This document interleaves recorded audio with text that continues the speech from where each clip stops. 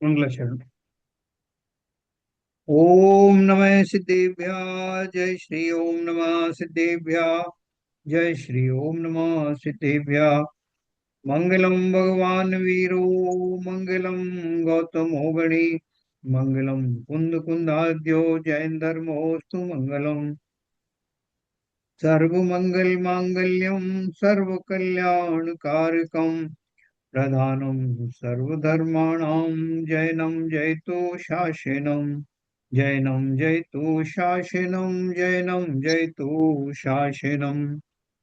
मोक्षमार्गस्य नेतारं वेत्तारं कर्मभूभृतां ज्ञातारं विश्वतत्त्वानां वन्दे तद्गुणलब्धये। तत्वार सूत्र अर्थात मोक्ष शास्त्र हम लोग पढ़ रहे हैं। और समय दर्शन और रत्नत्रय के बारे में पढ़ने के बाद हमने निश्चय और व्यवहार न्याय के बारे में जाना। न्यायों के और भी बहुत सारे भेद होते हैं, तो यथा योग्य समय में मैं आपको उनके बारे में ही बताऊंगा।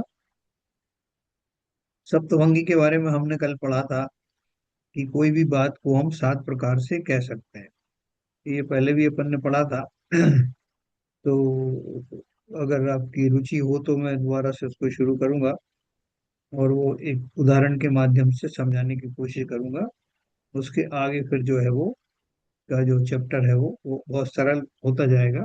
वो भी अपन सब पढ़ेंगे।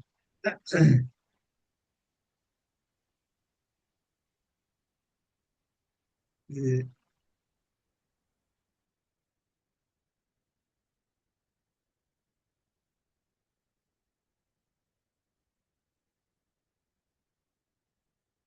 ये हमने कल पढ़ा था। सब लोग पढ़ के आए क्या कोई इसको? प्रमाण सप्तभंगी नए सप्तभंगी किसी ने कोशिश की क्या? नहीं।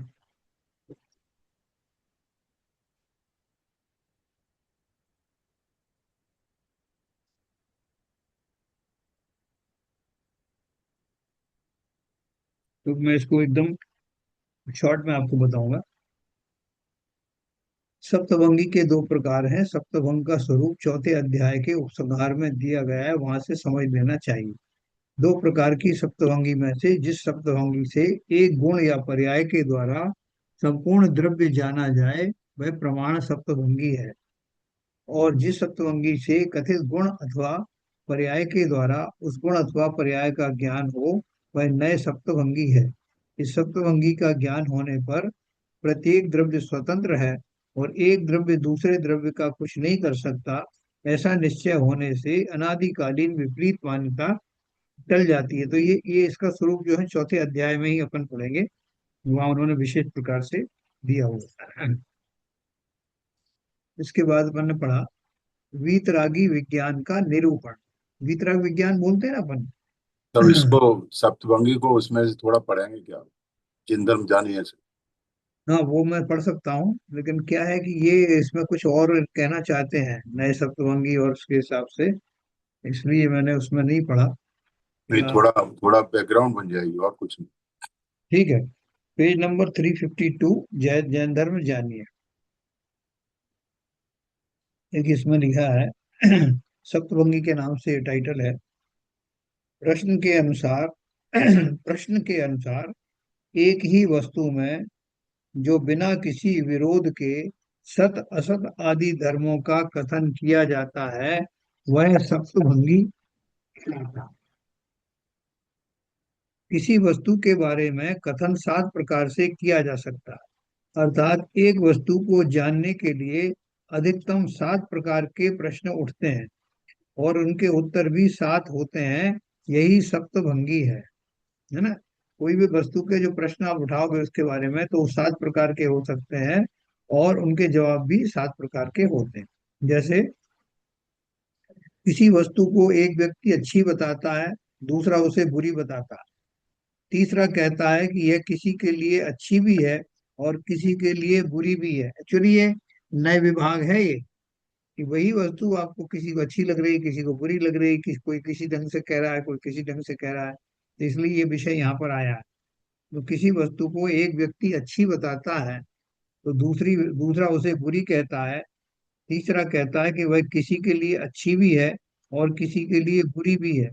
इस प्रकार तीनों व्यक्ति तीन प्रकार का कथन व्यवहार करते हैं। वस्तु के दो धर्मों को कोई एक साथ कहना चाहे तो वो नहीं कह सकता, क्योंकि एक बार में एक शब्द उन दोनों धर्मों में से किसी एक का ही कथन कर सकता है। नहीं कह सकने संबंधी यह चौथा वचन व्यवहार है ना। देखो, दो धर्म है वस्तु के, तो उसको एक साथ नहीं कह सकता। अपन बोले कि भाई साहब ये मिश्री अच्छी है कि बुरी है, तो आप बोलोगे कि अच्छी है, या कहोगे अच्छी भी है बुरी भी है, ऐसा कह सकते हैं। तो किस किस तरह से कहा जा सकता है वो अपन बात कर रहे थे। क्या बोल रहे हैं, उक्त चार प्रकार के वचन व्यवहार को दार्शनिक भाषा में स्यात् सत, स्यात् असत, स्यात् सत असत और चार स्यात् अवक्तव्य कहते हैं। अवक्त माने कहा नहीं जा सकता। सप्तभंगी के यही चार मूल भेद हैं।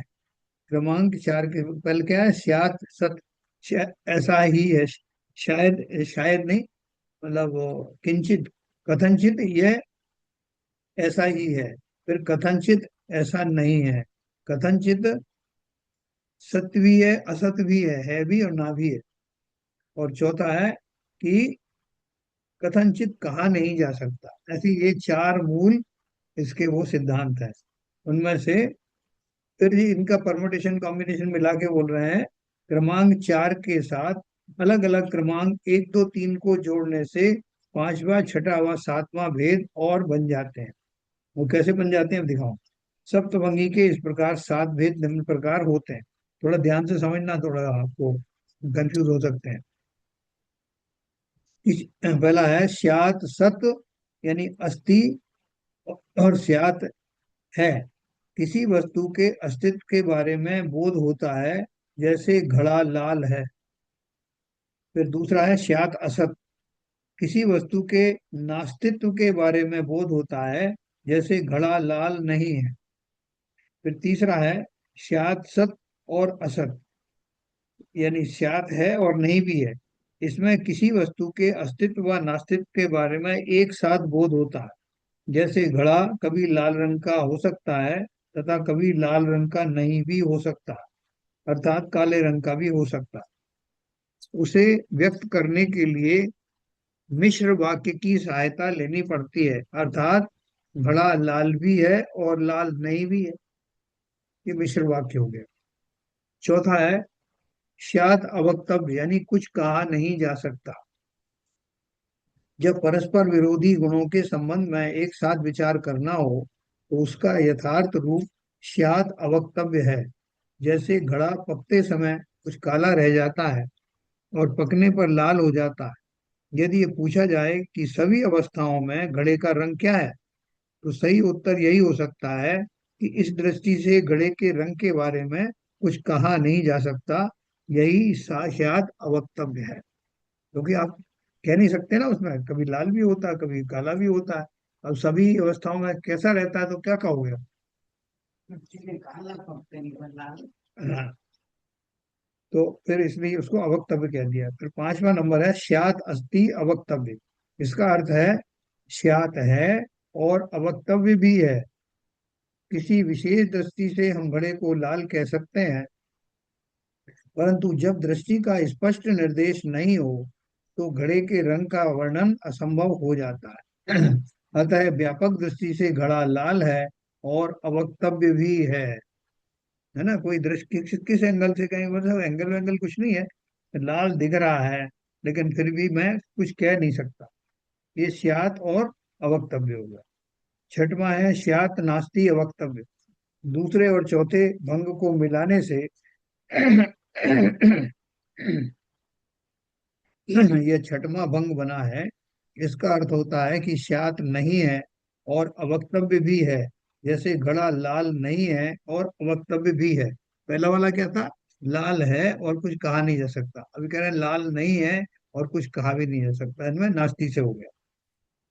फिर सातवां है स्यात् अस्ति नास्ति अवक्तव्य। तीसरे और चौथे भंग को जोड़ने से यह सातवां भंग बनता है। इसका अर्थ होता है स्यात् है स्यात् नहीं है, और अस्ति नास्ति का एक शब्द में एक साथ कथन ना हो सकने से अवक्तव्य भी है। शायद है भी कि नहीं भी है, कुछ कह नहीं सकते ऐसा। इन्होंने एक उदाहरण दिया है, मैं पढ़ के सुनाता हूँ कि उसमें जितना समझ में आया समझना। सप्तभंगियों की सार्थकता को हम इस उदाहरण से समझ सकते हैं। किसी ने पूछा, आप ज्ञानी हैं?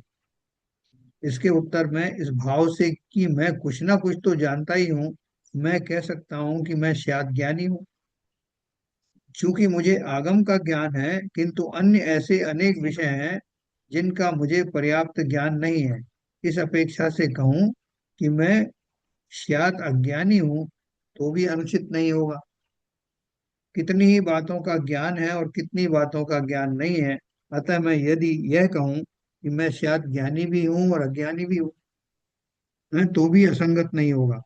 अगर इस दुविधा के कारण मैं इतना ही कहूँ कि मैं कह नहीं सकता कि मैं ज्ञानी हूँ या नहीं, तो भी मेरा वचन असत्य नहीं होगा। इन्हीं आधारों पर सत्यता के साथ यह भी कह सकता हूँ कि मुझे कुछ ज्ञान है, तो फिर भी कह नहीं सकता कि आप जिस विषय को मुझसे जानना चाहते हैं उस विषय पर मैं प्रकाश डाल सकता हूँ या नहीं। इसी बात को दूसरी तरह से भी कह सकता हूँ कि मैं ज्ञानी तो नहीं हूँ, फिर भी संभव है आपकी बात पर कुछ प्रकाश डाल सकूं। है ना, देखो कितनी तरह से कहा हुई बात। अथवा इस प्रकार भी कह सकता हूँ कि मैं कुछ ज्ञानी भी हूँ कुछ नहीं भी हूँ, अतः कह नहीं सकता कि प्रकृत विषय का मुझे ज्ञान है या नहीं। ये समस्त सात वचन प्रणालियां अपनी अपनी सार्थकता रखती हैं तथा पृथक पृथक रूप में वस्तु के एक एक अंश को ही प्रकट करती हैं, उसके पूर्ण स्वरूप को नहीं। मतलब ये एक नए विभाग का एक उदाहरण है सप्तभंग के रूप में। नए से आपने कोई वस्तु जान ली, अब आप उसको कहेंगे कैसे? तो आप जो भी कुछ कथन कहेंगे वो इन सात अवस्थाओं में ही समायोजित हो गया।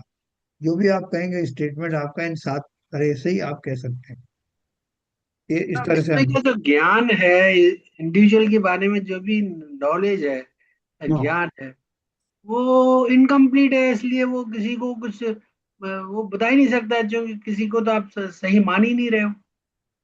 तो अगर ऐसी स्थिति है तब तो कुछ भी चीज को आप मानेंगे ही नहीं। तो कोई भी अगर नॉलेज है तो कुछ तो लेवल तक आपको पता होगी होगी।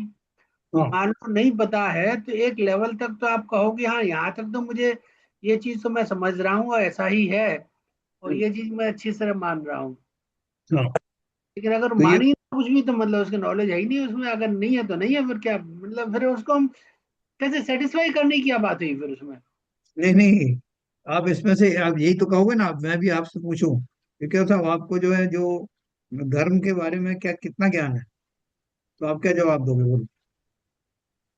नहीं, अगर मान लीजिए इस ज्ञान के बारे में आपने कुछ बताया, मुझे एक्सप्लेन किया, हम्म। और वो जो है मैं नहीं मान रहा हूँ, मैं अधर नहीं मान रहा, मतलब एक्चुअली कुछ चीजों में मैं जो है ये है मतलब डिस्पेंस है, तो नहीं, वो फैक्ट है कि नहीं, वो चीज नहीं मैं मान रहा हूँ तो नहीं मान रहा हूँ, बस खत्म बात। फिर तो वो नहीं हम्म, मान रहा हूँ उस चीज को।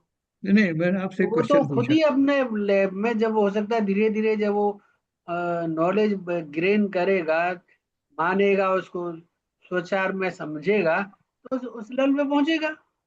नहीं नहीं, आप समझ नहीं रहे बात क्या चल रही है। बात ये चल रही है कि मैं आपसे ही सीधा एक क्वेश्चन पूछ रहा हूँ, अभी आप उसका जवाब देना। मैं आपसे जानना चाहता हूँ कि आपको जैन तत्वों के बारे में कितना ज्ञान है?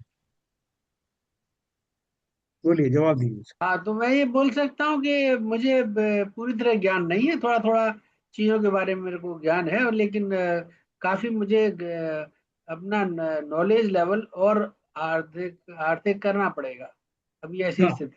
तो देखो उस वही आपने जो बोला उसका एक स्टेटमेंट है, मुझे कुछ ज्ञान है फिर भी कह नहीं सकता कि आप जिस विषय को मुझसे जानना चाहते हैं उस विषय पर प्रकाश डाल सकता हूँ कि नहीं। ये स्टेटमेंट आप पे लागू होता है? नहीं, जब वो बंदा जब वो बता रहा है पहले कि मैं नहीं समझ रहा हूँ उस बात को, मेरे को नॉलेज नहीं है, तो नहीं समझ रहा है, अब उसमें और किसी से और क्या जो वो एक्सप्लेनेशन कहेगा मांगेगा। ना, जो उसका जवाब होगा, वो जवाब इन सात जवाबों में से ही कोई होगा। हाँ। इतनी सी बात चल रही है। बात सिर्फ ये चल रही है किसी से कोई क्वेश्चन पूछोगे कि क्या आप ज्ञानी हैं या नहीं, तो उसके जवाब में 7 प्रकार के जवाब दिए जा सकते हैं।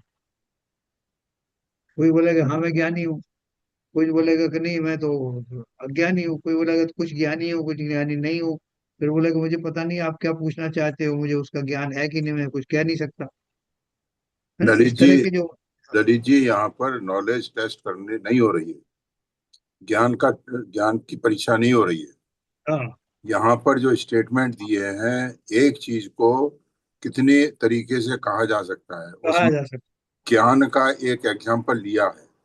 जो आपने अभी एग्री किया है कि आपने खुद कहा है कि मुझे थोड़ा जितना ज्ञान है मगर पूरा ज्ञान नहीं है, वो भी एक तरीका है अपने बात को एक्सप्लेन करने का। तो वाह। यहाँ पे केवल 7 स्टेटमेंट दिए हैं कि एक बात को किस 7 तरह से कहा जा सकता है, उसको ही सप्तभंगी बोलते हैं। इसके बारे में केवल विवेचन हुआ है। यहाँ किसी की नॉलेज टेस्ट नहीं हो रही है, ज्ञान की टेस्ट नहीं हो रही है। जैसे आप हाँ, कह रहे हैं कि मुझे ज्ञान नहीं है तो नहीं है, नहीं है तो आज नहीं है कल हो जाएगा। ये भी नॉलेज नॉलेज के बारे में 7 तरीका बताया उन्होंने, किसी बस को भी अगर जैसे। नॉलेज के बारे में नहीं है, नॉलेज के बारे एक में नहीं। बात को कहने के 7 तरीके बताए किसी भी टॉपिक पर। नॉलेज सात तो, तरीके ज्ञान बताए। तो एक एग्जाम्पल लिया है। किसी भी बात से कोई भी आपसे बात करता है तो आप एक बात को 7 तरह से कह सकते हैं। या बस। किसी से पूछेंगे तो वो दूसरा शख्स भी आपको एक बात को 7 तरह से कह सकते हैं। और उसका ये हम करते हैं अपने व्यावहारिक जीवन में हमेशा, हाँ, मगर उसका अभी तक संज्ञान नहीं लिया।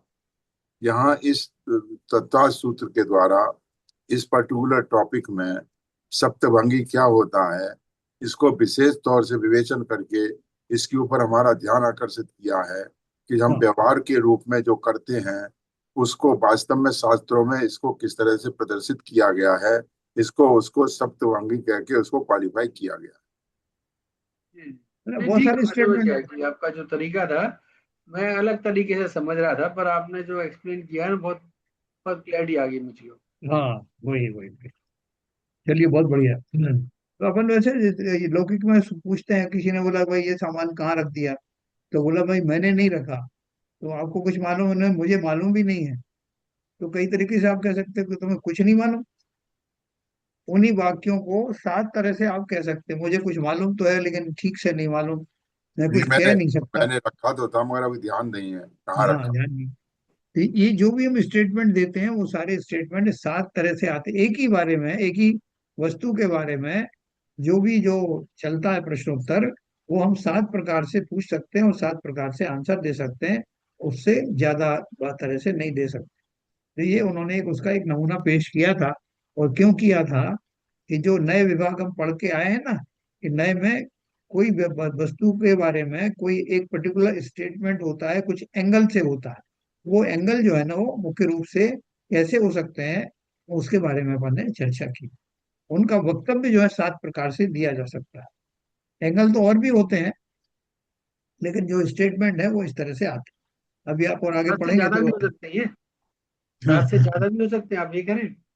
हाँ, नहीं वक्तव्य की बात है, जी। वक्तव्य की बात है।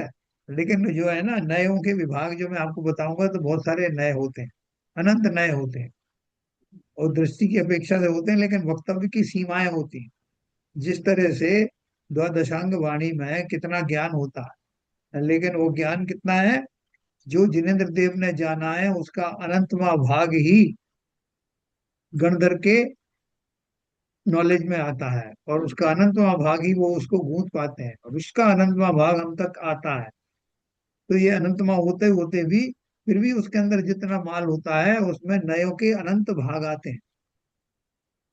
तो आप कहने का कथन पद्धति में 7 तरह से उसका कथन कर सकते हैं, लेकिन सोचने का या एंगल का आपके बहुत सारी दृष्टियां हो सकती हैं। वो सब अपन पढ़ने वाले हैं उसका शॉर्ट में। तो इस सप्तभंगी का ज्ञान होने पर प्रत्येक द्रव्य स्वतंत्र है और एक द्रव्य दूसरे द्रव्य का कुछ नहीं कर सकता, ऐसा निश्चय होने से अनादिकालीन विपरीत मान्यता टल जाती है। ये अपन चौथे अध्याय में पढ़ेंगे। अब देखो, वीतरागी विज्ञान का निरूपण। अपन अपने विज्ञान को, अपने धर्म को क्या बोलते हैं? वीतरागी भी कहते हैं और विज्ञान भी कहते हैं। क्यों कहते हैं? जैन शास्त्रों में अनेकांत रूप यथार्थ जीवादि तत्वों का निरूपण है तथा सच्चा निश्चय रत्नत्रय रूप मोक्ष मार्ग बताया है। इसलिए यदि जीव उसकी पहचान कर ले तो वह मिथ्या दृष्टि ना रहे। इसमें वीतराग भाव की पुष्टि का ही प्रयोजन है। राग भाव यानी पुण्य पाप भाव की पुष्टि का प्रयोजन नहीं है। इसलिए जो ऐसा मानते हैं कि राग से पुण्य से धर्म होता है, वे जैन शास्त्रों को का मर्म नहीं जानते। देखो, एक बात इन्होंने क्या कही है वस्तु स्वरूप जो होता है ना, वो कैसा होता है? राग द्वेष से निरपेक्ष होता है। हमको कोई व्यक्ति अच्छा लगता है, वस्तु अच्छी लगती है, तो उसमें लाख दोष होने पर भी वो हमें अच्छे लगते हैं हम उनको स्पष्ट नहीं कह सकते। जैसे आपसे कहा जाए कि भैया आपका बेटा है, कहाँ है? तो यही है साहब, जरा इसका परिचय दो ना, इसके बारे में सब चीजें बताओ। तो हम क्या करेंगे? क्योंकि हमारा उससे मोह है, तो हम उसके बारे में अच्छी अच्छी बातें सारी बताएंगे एक भी बुरी बात नहीं बताएंगे। और कोई अगर कोशिश भी करे बुरा बताने, तो हम उसको गोलमोल करके टाल देंगे। तो हमने वस्तु का सच्चा स्वरूप नहीं बताया। क्यों? क्योंकि मेरा कहीं ना कहीं राग था, और अगर कोई शत्रु है तो हम उसके बारे में उसकी कोई अच्छी बातें नहीं बताएंगे, उसकी सब बुरी बुरी बातें बताएंगे। इसलिए वस्तु का सच्चा निरूपण करने के लिए हम राग द्वेष से मुक्त होना चाहिए। राग द्वेष से मुक्त हुआ मतलब वीतरागी हुए। तो वीतरागी जो होगा, जो भी वीतरागी होगा, वो वस्तु का जब स्वरूप का वर्णन करेगा, तो वह सच्चा वर्णन करेगा। और जब सच्चा वर्णन आएगा, वो स्वयं भी जो वर्णन कर रहा है वो तो सुखी होगा ही होगा। जो उसको अप्रिशिएट करने वाले हैं वो भी सुखी होंगे कि भैया इसने बिना किसी लाग लपेट के वस्तु में क्या गुण और दोष है उनका परिचय दिया। तो ऐसा व्यक्ति वीतराग धर्म को मानने वाला है, यानी वस्तु व्यवस्था को भली प्रकार से जानकर उसी को मानना चाहता है, अपनी तरफ से उसमें कोई अनुकूल प्रतिकूल की कल्पनाएं नहीं करता तो वीतराग विज्ञान करने वाला कौन है? जिनेन्द्र देव की वाणी तो है ही है।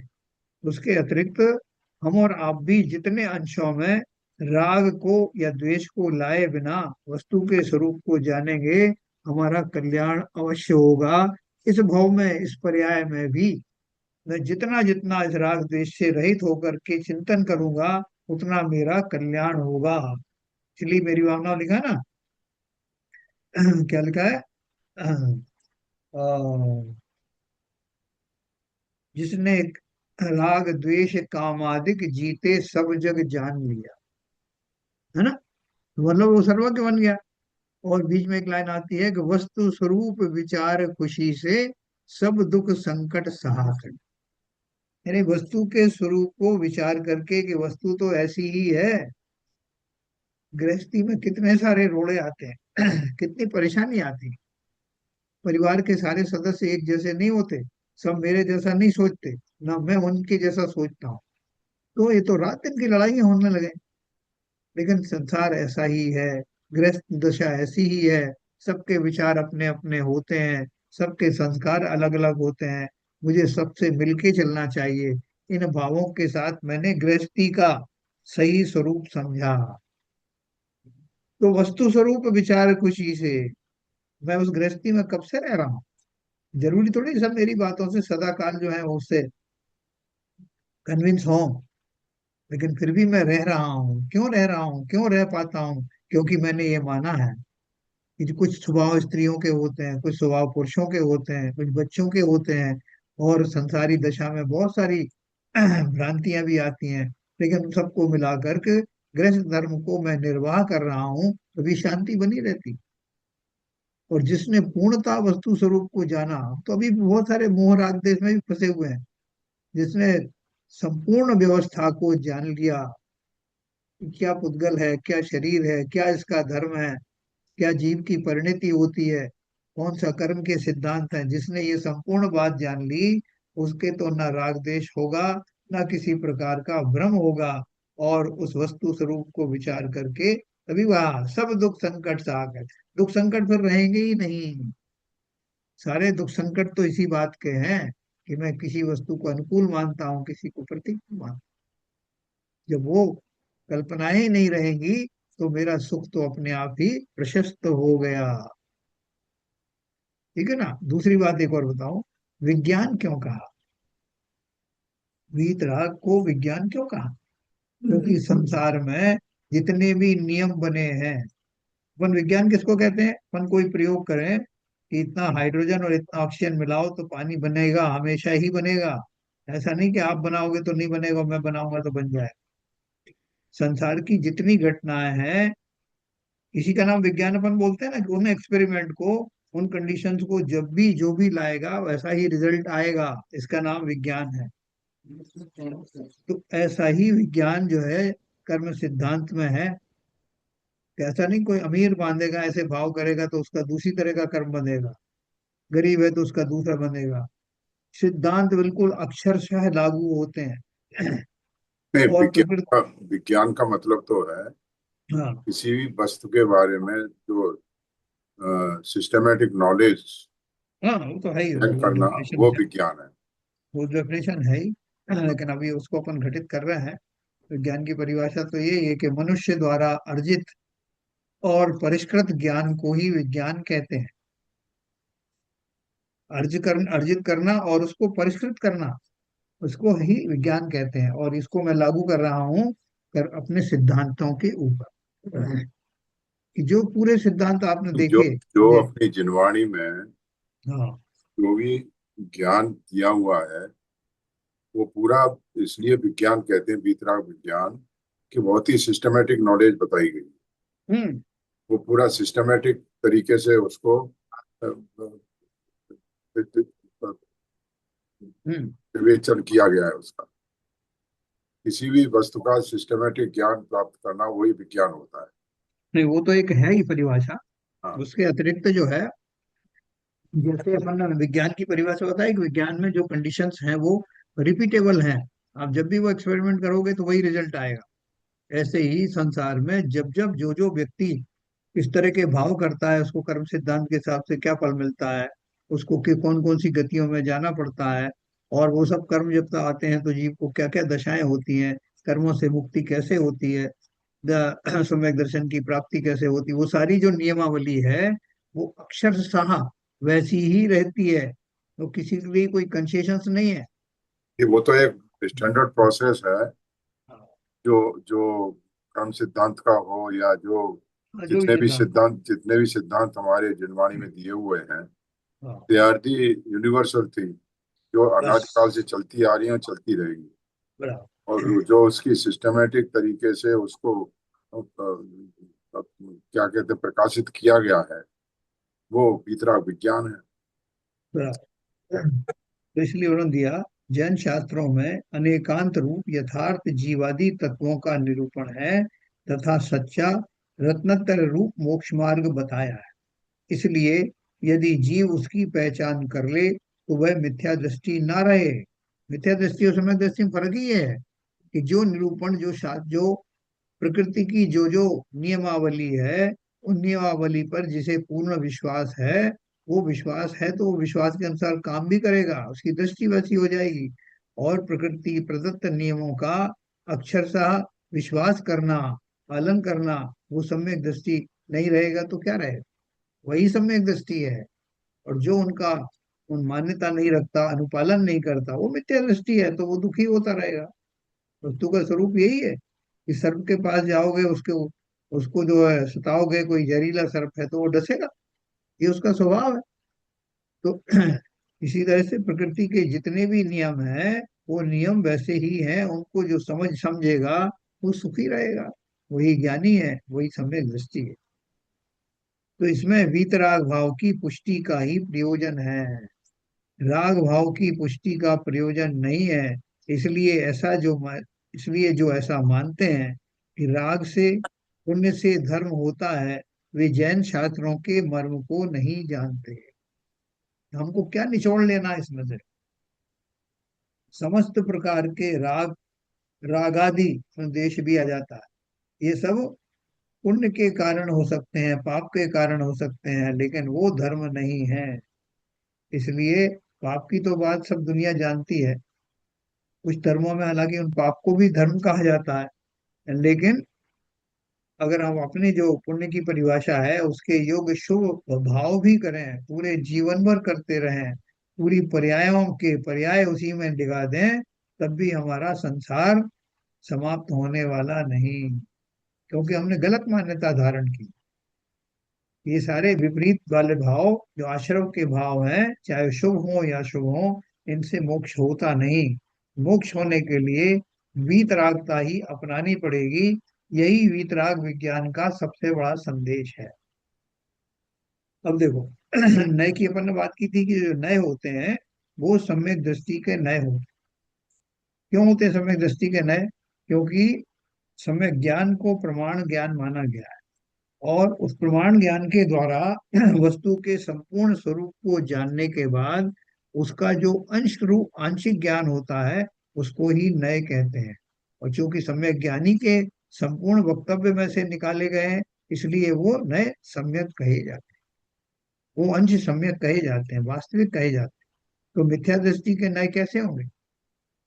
देखो आगे बताया उन्होंने, क्योंकि उसको पूरी टोटल नॉलेज तो होगी नहीं, तो इसलिए उसमें से जो अंश निकालेगा वो निश्चय से सही नहीं होंगे।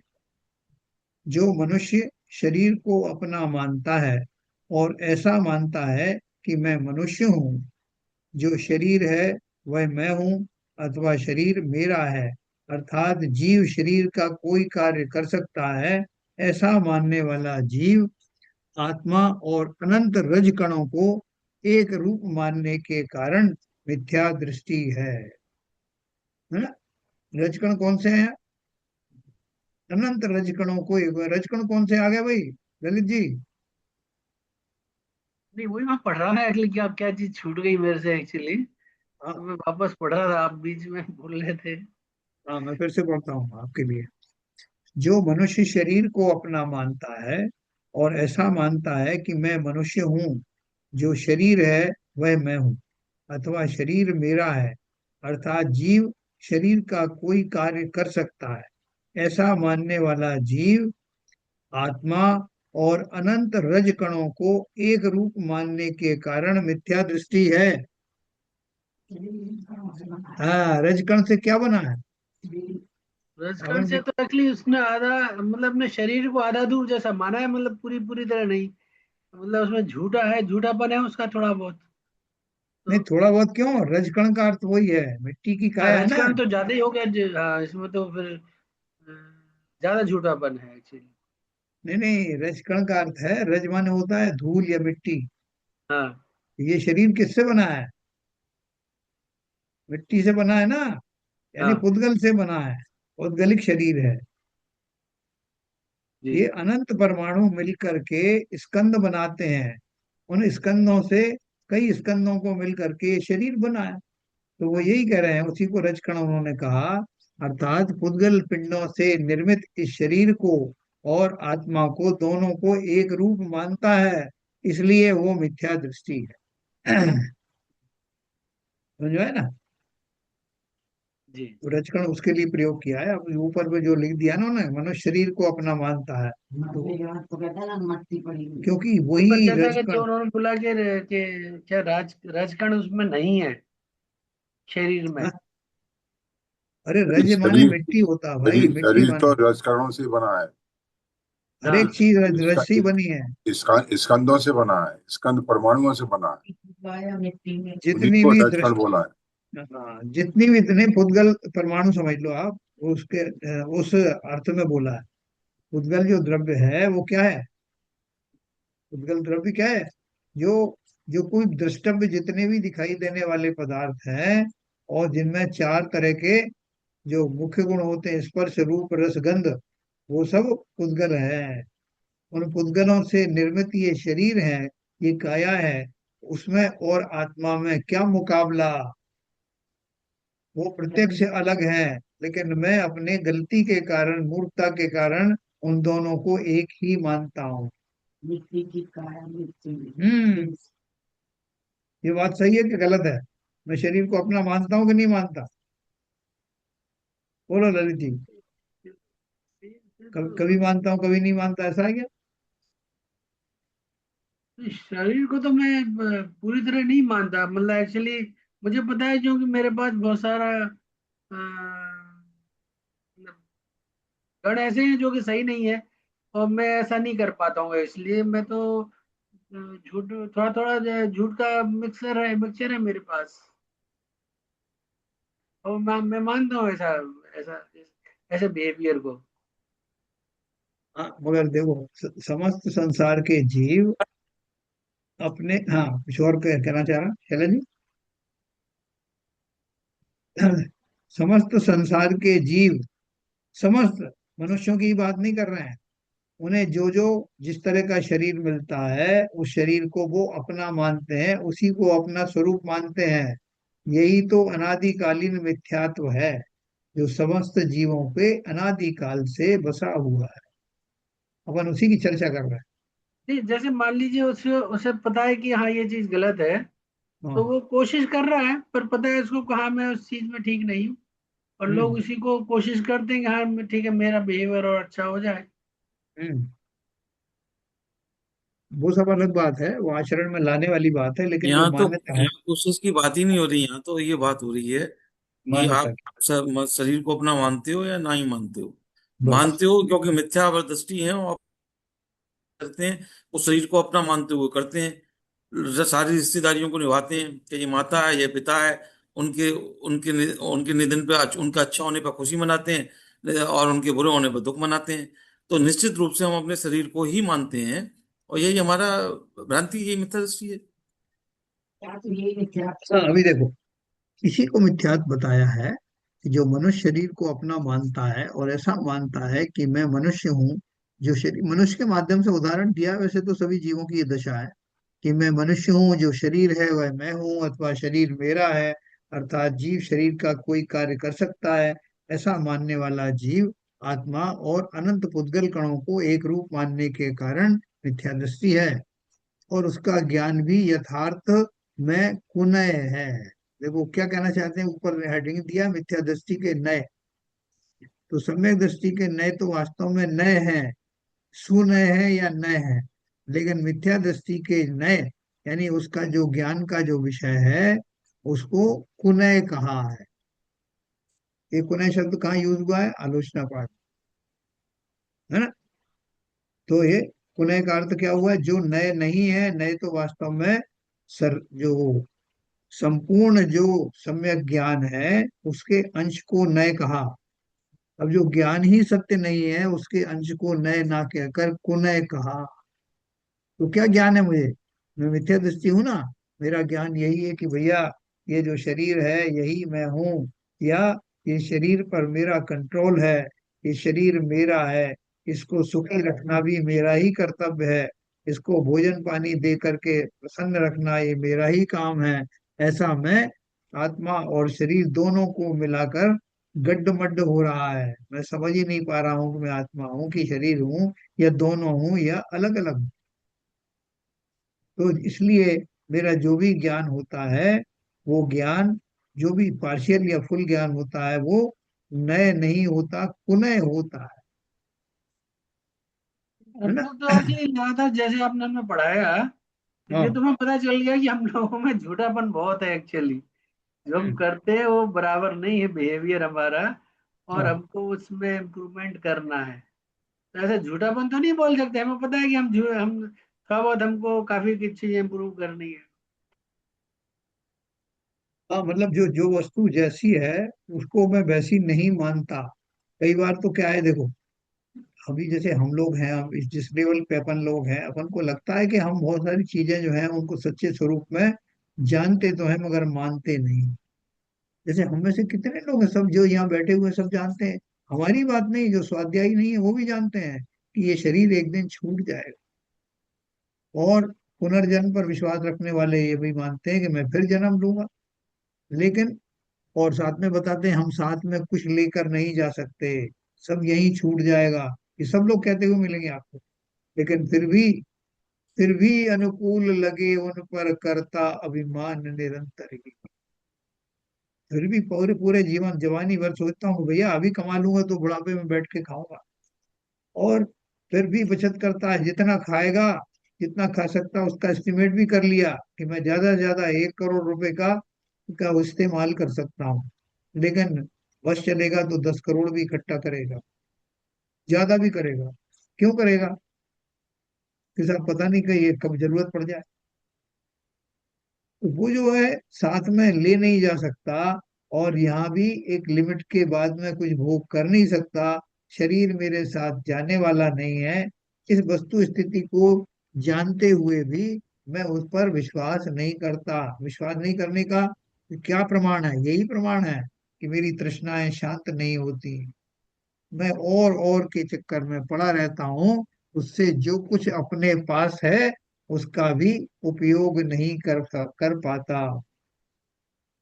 जो जो क्या है, जो नहीं है उसकी खातिर जो है वह ना खोना, एक गाना है ना, जो कुछ अपने पास नहीं है उसकी खातिर जो है वो ना खोना। हम तो वो भी करते हैं, अच्छी खासी शांति का जीवन जी रहे हैं, लेकिन और के चक्कर में हम दुखी बने रहते हैं। ये जानते हैं कि सब छूट जाएगा, कोई आपसे कहे भाई साहब क्यों इतनी हाय हाय कर रहे हो, सब यही धरा रह जाएगा, नहीं नहीं साहब वो तो मैं भी जानता हूँ। और बच्चों को छोड़ जाओगे तो बच्चे कौन से यहीं रहने वाले हैं, वो भी छोड़ जाएंगे। कौन साथ लेके जाता उसके पीछे इतनी हाय हाय, कितनों से दुश्मनी, कितनों से शत्रुताएं, ये सब होती रहती। अगर मैं वास्तव में वैसा मानता, जानने की परिभाषा ऊपर ऊपर वाली परिभाषा है, कोई आपको समझाएगा कि भाई साहब सब धरा रह जाएगा ना, हमारे पता है साहब, मुझे क्या बता रहे हो। मैं तो 50 लोगों को बोलता रहता हूँ, लोगों से दान कलेक्ट करता हूँ ना, जब जब यही बोलता हूँ ये चंचला लक्ष्मी साथ नहीं जाएगी, इसलिए दान में दे दो, मैं तो खुद ही बताता हूँ। हाँ, लेकिन अंदर में मेरे स्वयं ही ये विश्वास नहीं है, मैं इसलिए मैं अपनी जो चंचला लक्ष्मी है उसको देता ही नहीं, दूसरों से मांगता रहता हूँ। तो ये अलग अलग लेवल के हमारे जो विश्वास हैं, वो कैसे हैं कि हम संसार की वास्तविकता को या तो जानते नहीं हैं, या जानते हैं तो मानते नहीं हैं, और मानते भी हैं तो ऊपर ऊपर से। तो जब तक मैं ऐसा उसको वास्तविक रूप से नहीं जानूंगा, तब तक मुझे सम्यक दर्शन नहीं होगा, मैं मिथ्या दृष्टि ही बना रहूंगा।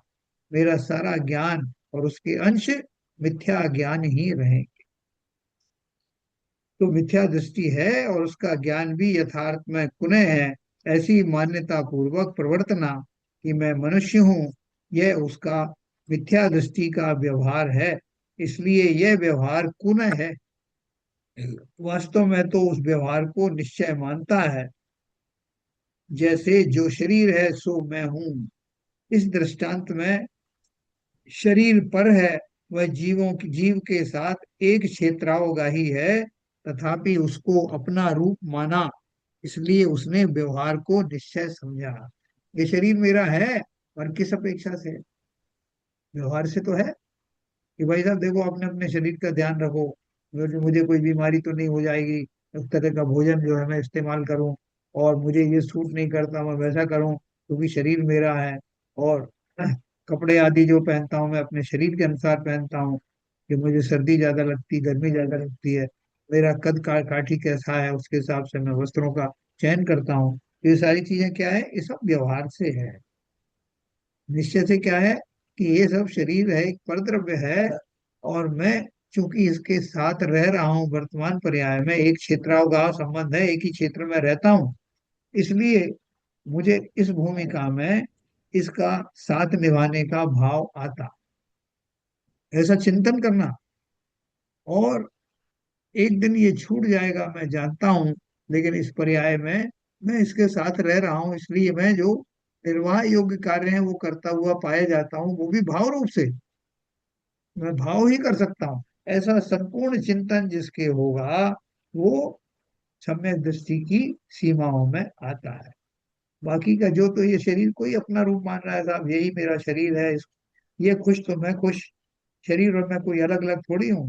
हम बोलते भी है मेरी आंखें, मेरी नाक, मेरे कान, मेरे शरीर में, ये मुझे बुखार आ रहा है, मुझे बोल रहे हैं ना, शरीर का प्रयोग कभी कभी करते हैं, मेरे बदन में दर्द हो रहा है, फिर कभी नहीं तो मुझे मुझे दर्द हो रहा है, मेरा सारा रोम रोम जो है वो गर्म हो रहा है। हाँ? कभी मेरे का संबंध लगाते, कभी मैं ही सीधा कह देता हूँ, मैं बहुत दुखी हूँ साहब, मैं रोगी हूँ, तो डायरेक्ट कह देते। तो ये सारा जो व्यवहार है, चूंकि मैं वास्तव में क्लियर नहीं हूं अंदर से कि ये शरीर मेरा स्वरूप है या नहीं, ये शरीर पर मेरा कंट्रोल है या नहीं। तो शरीर पर कंट्रोल तो है ना हमारा, क्या ललित जी? हम जैसा चाहें शरीर को कर सकते हैं। शरीर पर कंट्रोल चीज तो जैसा नहीं बोल सकते हम लोग कि कंट्रोल तो नहीं है, मैं तो नहीं कह सकता अपने बारे में हाँ। कि जो चीजें हैं कंट्रोल में है नहीं। कई सारी चीजें हैं जो कि मैं सोचता हूँ, लेकिन मैं बहुत दूर हूँ उससे। कोई बताओ कि जो जिसके कंट्रोल में हो पूरा शरीर, वो अपना हाथ खड़ा करो। ललित जी तो बोल रहे हैं मैं पूरा नहीं कर पाता कंट्रोल, कोई है जो पूरा कर पाता है कंट्रोल? बिल्कुल। और जो हम थोड़ा सा भी हैवी, जैसे हम मानते भी हैं जिसको, कि हम हम्म। अच्छा खाने से हमारा शरीर स्वास्थ्य अच्छा लाभ होगा, या हमारा कोई, तो वो भी हमारा, वो उसकी शरीर का धर्म है, वो हमारा नहीं है। हम्म। वो शरीर का अच्छा और बुरा होने का धर्म है, कि कौन सी वस्तु खाने से उसका शरीर अच्छा हो जाएगा, कौन सी वस्तु खाने से उसका शरीर नुकसान हो जाएगा। और वो धर्म हर शरीर के अलग अलग होता है, सबका जरूरी नहीं है कि सेम चलता है। तो ये जो भ्रांति है वो तो एकदम ही गलत है, कि हमारा शरीर पे हमारा, हम कुछ उसका कर पाते हैं। और जो भी अच्छा बुरा हो पाता है, जो भी संयोग होते हैं, उसके निमित्त होते हैं, निमित्त की वजह से हम उसको मानते हैं कि हमने कर लिया। तो हमारा, आपने बोला नटशेल में कि हमारा अपने शरीर पर कंट्रोल नहीं होता है, कोई बोलता है थोड़ा बहुत होता है, तो क्या दूसरे का कंट्रोल हमारे ऊपर है पूरा? जब अपना ही नहीं है तो दूसरे का कैसे होगा? बिल्कुल भी नहीं है। किसी का कोई एक वस्तु दूसरे वस्तु का कुछ भी उसमें उसका होता ही नहीं है। हर वस्तु अपने से अलग अलग ही है। जहां देह अपनी नहीं। तहा ना अपना कोई। हाँ। क्या नीरजा जी, कुछ कंट्रोल आपने तो कर रखा है अपने शरीर के ऊपर? कुछ जैसे भी नहीं है। व्रत उपवास कर लेते हो, स्वाध्याय जब चाहते हो जब कर लेते हो, तो ये सब कंट्रोल हुआ ना? नहीं, ये कोई कंट्रोल नहीं हुआ। ये तो कर लेते हैं तो कर लेते हैं, कंट्रोल कुछ नहीं है ये। यानी उसमें क्या हुआ, मैंने भाव किए, किसी समय वो हम्म। भाव जो है बहुत तीव्र हुए, शरीर की स्थिति भी उस योग्य हुई, तो दोनों का सिंक्रोनाइजेशन हो जाता है, तो उस तरह की अवस्थाएं बन जाती हैं। निमित्त नैमित्तिक संबंध हो गया। बस ये निमित्त नैमित्तिक संबंध को अच्छे से समझना। और क्योंकि शरीर को मैं चलाता हूँ, शरीर मेरा है, इस तरह की मान्यता से मेरे अहम भाव का पोषण होता है। जो वस्तु स्थिति है ही नहीं, उसको मैं सत्य मानता हूँ। यही सबसे बड़ा मेरा मिथ्या दृष्टित्व है। ठीक है ना? तो इसको हम बार बार जो पढ़ते हैं, तो अपने को काफी कुछ फायदा तो हुआ है इससे। लेकिन इसका प्रयोग जो है ऐसी दशाओं में जरूर करना जब प्रतिकूलताएं आए, है ना? इसलिए कहते हैं दुख में सुमरन सब करे, सुख में करे ना कोय। जो सुख में सुमरन करे तो दुख काहे हो। जब हम अच्छी स्थिति में हैं, अभी हम नरक में नहीं बैठे हैं, निगोद में नहीं है, तो हम भली प्रकार से इस इन नियमों का चिंतन कर सकते हैं, और उनको अपने अनुरूप, उनके नियमों के अनुरूप अपने आप को ढाल सकते हैं। संसार में जो कुछ ऊंच नीच होती है उनसे क्या दुखी होना, ये तो संसार का स्वरूप ही ऐसा है। ऐसा स्वयं को संबोधन देना, क्योंकि शुरू से सब आखिर एक तक चीज है संबोधन। इसमें, जैसे अपना जैनियों में हम लोग हाँ। जैसे सोच रहे हैं कि जो हमारा जो भी कॉन्सेप्ट है ना, वो टोटली मतलब बहुत ही आइडियल है और बहुत ही मुश्किल टाइप का हम लोग समझते हैं, पर जो भी है, पर वो जो जो भी कॉन्सेप्ट है। लेकिन जो अपना हिंदू हैं या कोई दूसरे धर्म वाले हैं, उनके यहाँ तो कॉन्सेप्ट नहीं है। वो उनका कॉन्सेप्ट तो यही है कि भाई जो हमको रहना है उसी तरह से हमको जीवन में रहना है। तो वो जैसे अगर मान लीजिए रामचंद्र जी का है या किसी और का हम मान रहे हैं, तो वो कॉन्सेप्ट तो अलग चल रहा है। देखो, आपने बहुत सारे कोटेशंस पढ़े होंगे जो नॉन जेन्स के यहाँ से भी आते हैं। तो वो सभी जो है, और गीता में उपदेश दिया है और सब में उपदेश दिया, उसमें कर्म सिद्धांत के बारे में बताया कि नहीं बताया? हाँ कल। सभी धर्मों में कर्म सिद्धांत के बारे में निश्चित दिया है। हाँ और साथ में उनका साथ क्या पैरेलल में एक ये भी है कि प्रभु की इच्छा के बिना कुछ नहीं होता, पत्ता भी नहीं हिलता, और भगवान की शरण में आ जाओ तो सारे पाप दूर हो जाते हैं, ये भी आता है। तो वहाँ वो बड़े कंफ्यूजन वाली स्थिति है, बनती है। लेकिन कर्म सिद्धांत को सभी मानते हैं, कि भगवान भी कह देते हैं, कृष्ण जी ने भी उनको बताया गीता में कि मैं तुम्हारा बुरा भला नहीं कर सकता, तुम्हें अपने कर्मों के आधार पर ही सजा या वो अवार्ड मिलता है। तो इसका अर्थ क्या है कि सिद्धांत तो वहां पे वही है। ठीक है ना, वो कितनी गहराई से जानते हैं कि हम और बहुत गहराई से जानते हैं, और उसमें बहुत सभी पहलुओं को हम लोग जानते हैं, ये हमारा सौभाग्य है। तो देखिए अपन थोड़ा अब सा कृष्ण वक्त। का कृष्ण सुदामा जब कृष्ण के यहाँ पहुंचे थे द्वारका में, हम्म। तो उनकी पत्नी ने पूछा था कि आप तो इतने समर्थ हैं, हाँ।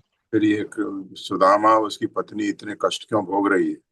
यस। उसने उनने कहा था ये कर्मों का उदय है, जब तक वो भोगना है वो भोगेंगे।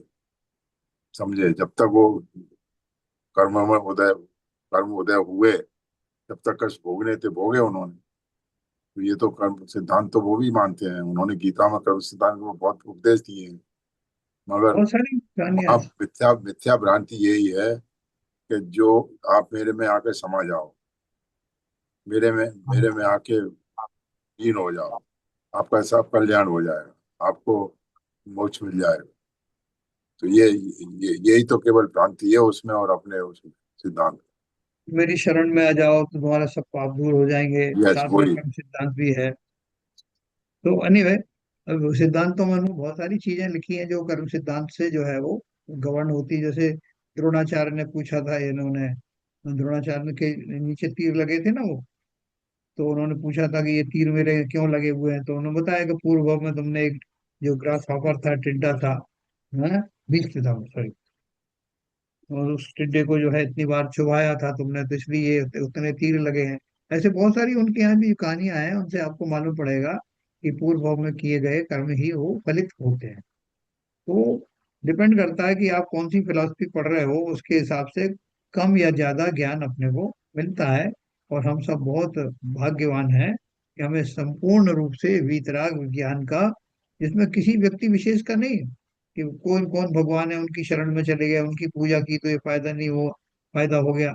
हमारे यहाँ तो सीधा सब कुछ अपने ऊपर ही है, हम ही सर्वस्व है। हमें तो याद आखिर में भी ये बोला कि पंच परमेष्टि का आलम्बन भी छूट जाता है, और जीव अपनी स्वाभाविक स्थिति में चले जाने के कारण ही परम सुख का वेदन करता है। वो जो इतनी बड़ी फिलॉसफी हमको मिली है, ऐसी फिलॉसफी को लोगों के दर्शन भी नहीं होते। अगर हमको इतनी बड़ी फिलॉसफी और ज्ञान मिला है इस पर्याय में, और हम उसकी कद्र ना करें, उसका उपयोग ना करें, तो निश्चित है कि अगली बार ऐसी पर्याय नहीं मिलेगी। या तो ज्ञान नहीं होगा, या ऐसा कुल नहीं होगा, या ऐसे और दूसरी चीजें पुण्य आदि नहीं होंगे। इसलिए ये सबसे उत्तम पर्याय मिली है, क्या पता इसके बाद में त्रिस पर्याय का ही समाप्ति हो जाए। 2000 सागर के लिए त्रिस पर्याय मिलती है निगोद से निकलने वाले जीवों को। कभी उनको इतर निगोद में जाना पड़ा तो ये बोत्रस पर्याय मिलती है, कितनी दूभर होती है। एक इंद्रिय पर्याय में जाना ही बहुत मुश्किल है। एक इंद्रिय पर्याय मतलब निगोदिया जीव भी एक इंद्रिय होता है, लेकिन उस एक वनस्पति काय वाला होता है, उसको निकल करके पांच जो और दूसरे हैं ना, पृथ्वी काय, जल काय, अग्नि काय, वायु काय, इनमें जाना भी बहुत मुश्किल है। हालांकि वो भी एक इंद्रिय है। और वहां से निकल के दो इंद्रिय से त्रस पर्याय शुरू होती है। दो इंद्री, तीन इंद्री, चार इंद्री, उनमें कितने साल रहा? 2000 सागर का जो समय दिया, उसमें दो इंद्री कितने साल रहा, तीन इंद्री कितना रहा, चार इंद्री कितना रहा, पांच इंद्री कितना रहा, उसमें सैनी रहा कि असैनी रहा, उसमें कौन कौन से जानवर बने, और अगर मनुष्य भी बना तो मनुष्य कभी समूर्छन जीव बना, गर्भ में ही मर गया। कितनी कितनी विपदाएं हैं। कभी शरीर मिल भी गया पूर्णता तो शरीर स्वस्थ नहीं हुआ, गरीबी आई, रोगों से ग्रसित शरीर रहा, लंबी आयु नहीं मिली, कितना एक दूसरे से असंभव असंभव चीजें हैं, डिफिकल्ट। तो हो सकता है ये मनुष्य पर्याय मुझे जो अभी मिली है, ये अंतिम त्रिस पर्याय की 2000 सागर के बाद हो सकता है मैं वापस उसी श्रृंखला में, निगोद वाली श्रृंखला में वापस लौट रहा हूँ। इसलिए अपने ऊपर अन्याय मत करना। इस पर्याय का एक एक बूंद, एक एक समय अपने स्वयं के उद्धार में लगा लेना। फिर ये पर्याय मिलेगी कि नहीं, इसकी कोई गारंटी नहीं। ठीक है ना? तो ये अपन जो है इसको अभी आज समाप्त करेंगे। भाई साहब, जो आपने नए बताए हैं, ऐसा लग रहा है वो सब नए का आपकी लैंग्वेज में एक बार दो दो लाइन में डेफिनेशन सुनने को मिल जाए तो जरा ज्यादा अच्छा हो जाएगा। हाँ, दो दो नए अभी आपको मैंने मुख्य रूप से बताए हैं, इनका मैं प्रकार भी बताऊंगा आपको। लेकिन मैंने आपको अभी मिथ्या नय और सम्यक नय ऐसा बताया जी। है ना। तो वो अभी मैं आपको ये मिथ्या नय मैंने आपको बता दिया। मिथ्या नय में क्या है कि मेरी नॉलेज ये है कि मैं शरीरधारी हूँ। हम्म। और उसमें नय क्या खड़ा होता है, जब मैं शरीरधारी हूँ तो मैं बहुत सारी चीजें मानूंगा कि ये मैं धन आदि कमाऊंगा तो उससे जो आएगा मैं शरीर की रक्षा करूंगा, शरीर को मैं खुश कर सकता हूँ, उसकी अलग अलग इंद्रियों को अलग अलग तरह सुख दे सकता हूँ। पूरा शरीर पुराण मेरे सामने खड़ा हो जाता। और वो हम्म। सारा शरीर पुराण मेरी इस मान्यता पर टिक रहा है कि मैं ही शरीर हूँ, यह शरीर ही मेरा, शरीर पर मेरा अधिकार है, मैं स्वयं शरीर हूँ, ये शरीर मेरा है, शरीर पर मेरा कंट्रोल है। तो उसको फिर मैं पूरा पूरा पूरा तंत्र उसी के ऊपर घटित करता हूँ।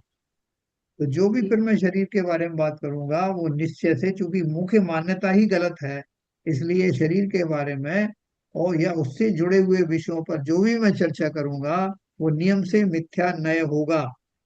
जी। और सम्यक नय की बात अपन कल करने वाले हैं। इसी प्रकार से जो भी वास्तविकताएं होंगी वो वास्तविक ज्ञान होगा कि मैं शरीर नहीं हूँ, मैं जीव हूँ, मैं आत्मा हूँ। और जब मैं आत्मा हूँ तो आत्मा के बारे में डिटेल ज्ञान होना, और उस डिटेल ज्ञान में से कभी मैं अंश रूप में उसका प्रयोग करूंगा तो वो अंश ज्ञान सम्यक नय होगा। जी। है ना? ये मोटी मोटी बात है। मैं आपको नए के बारे में बहुत डिटेल में बताने वाला हूँ, कितनी तरह के नए होते हैं और कैसे कैसे अपन उनका प्रयोग करते हैं। तो कल अपन ये सम्यक दृष्टि के नए पढ़ेंगे। चलिए। संजय प्रकाश जी जिनवाणी स्तुति करेंगे।